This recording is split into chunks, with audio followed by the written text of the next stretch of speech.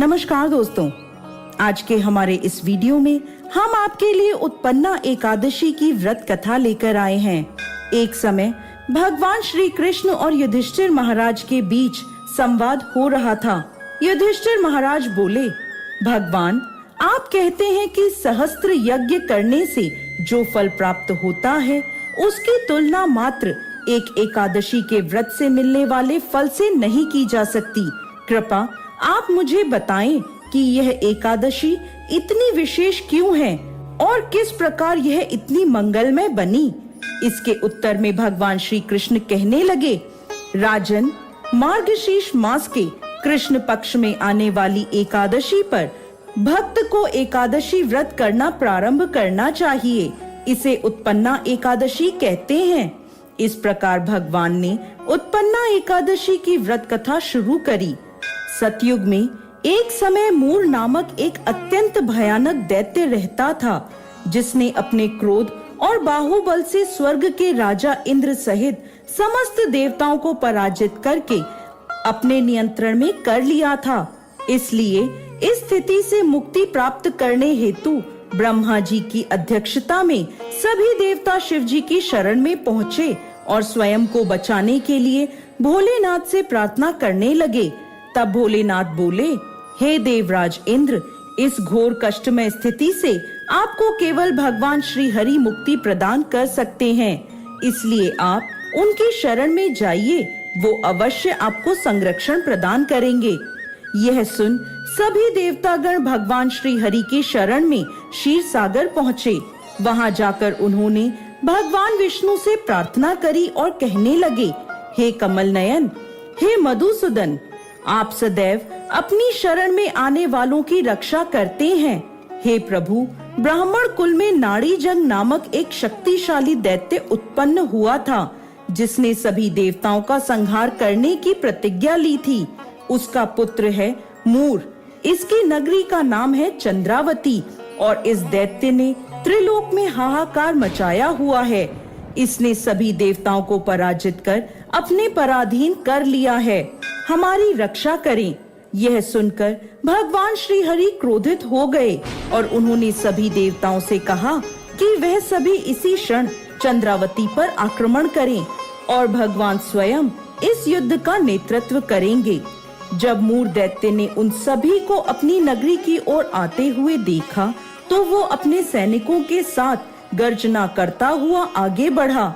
भगवान और मूर दैत्य के बीच भयानक युद्ध हुआ।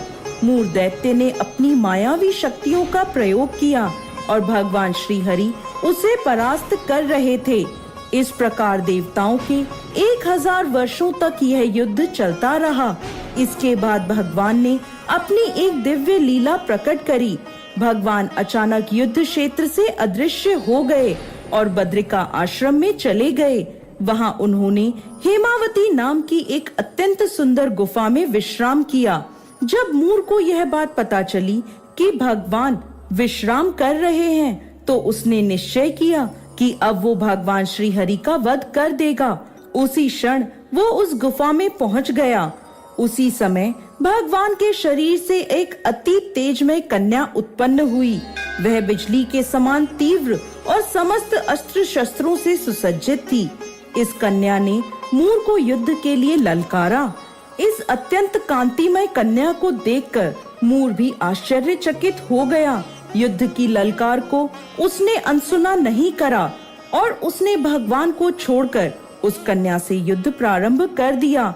अचानक उस कन्या ने सभी अस्त्रों का विनाश करते हुए उसका सिर धड़ से अलग कर दिया, जिससे उसकी मृत्यु हो गई। जैसे ही उसकी मृत्यु हुई, भगवान श्री हरि निद्रा से उठे और उस तेजस्वी कन्या से पूछने लगे, हे देवी, आप कौन हैं और इस असुर का वध किसने किया? तब वह कन्या हाथ जोड़कर विनम्रता से कहने लगी, हे पूर्ण पुरुषोत्तम भगवान श्री हरि, मैं आपके ही दिव्य शरीर से उत्पन्न हुई हूँ और यह आपको क्षति पहुँचाना चाहता था, इसलिए मैंने इसका वध कर दिया। ये सुन भगवान अत्यंत प्रसन्न हुए और कहने लगे, हे देवी, आपने सभी देवताओं को इस महान संकट से बचाया है और आपके इस पराक्रम से मैं अति प्रसन्न हूँ। आपको जो वर चाहिए मांग लीजिए। यह सुन वो कन्या बोली, हे प्रभु, यदि आप मुझसे प्रसन्न हैं तो मुझे वरदान दीजिए कि आज के दिन मैं उत्पन्न हुई हूँ, जो भी व्यक्ति आज के दिन उपवास कर आपकी पूजा आराधना करे, मैं उसके समस्त पाप नाश कर सकूं। जो भी व्यक्ति आज के दिन संध्या के समय भोजन ग्रहण करे या संपूर्ण उपवास का पालन करे, आप उस व्यक्ति को सुख, संपत्ति और मोक्ष प्रदान करेंगे। ये मेरी इच्छा है। यह सुनकर भगवान श्री हरि बोले, हे देवी, आप मेरी आध्यात्मिक शक्ति के रूप में कृष्ण पक्ष के 11वें दिन उत्पन्न हुई हैं, इसलिए संसार आपको एकादशी के नाम से जानेगा। आपकी उत्पत्ति का यह दिन मुझे अति प्रिय होगा। आगे भगवान श्री कृष्ण कहते हैं, हे कुंती पुत्र, जो भक्त एकादशी के व्रत का पालन करना चाहते हैं, वह उत्पन्ना एकादशी से यह व्रत प्रारंभ कर सकते हैं। इस एकादशी का व्रत करने से हजारों यज्ञों से भी अधिक फल प्राप्त होता है।